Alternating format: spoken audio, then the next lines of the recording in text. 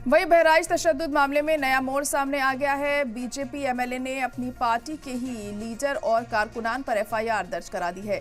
इल्जाम है कि वो लोग भी संगीन तशद्दुद और फसाद में शामिल थे। महसी विधायक सुरेश्वर सिंह ने बीजेपी युवा मोर्चा के नगर सदर अर्पित श्रीवास्तव समेत 7 कारकुनान के खिलाफ गंभीर दफा में नामजद मुकदमा दर्ज करवाया है। महाराजगंज में तशद्दुद वाले दिन भीड़ मकतूल रामगोपाल मिश्रा की लाश को मेडिकल कॉलेज के बाहर गेट पर रखकर मुजाहिरा कर रही थी, जब एमएलए मौके पर पहुंचे और शरपसंद नारेबाजी करते हुए गाली गलौज करने लगे और रुकने असेंबली के काफिले पर पत्थरबाजी की और फायरिंग का भी इल्जाम लगाया। एमएलए के एफआईआर दर्ज कराने के बाद अब बीजेपी बहराइच तशद्दुद को लेकर ऑपोजिशन के निशाने पर है।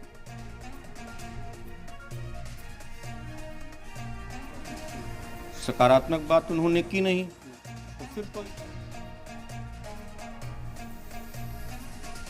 बहराइच मामले को लेकर अब ये नया मोड़ यहां पर सामने आया है। बीजेपी विधायक ने अपनी ही पार्टी के कारकुनान पर इल्जाम लगाए हैं। जिला सदर समेत 7 लोगों पर इल्जाम लगाया।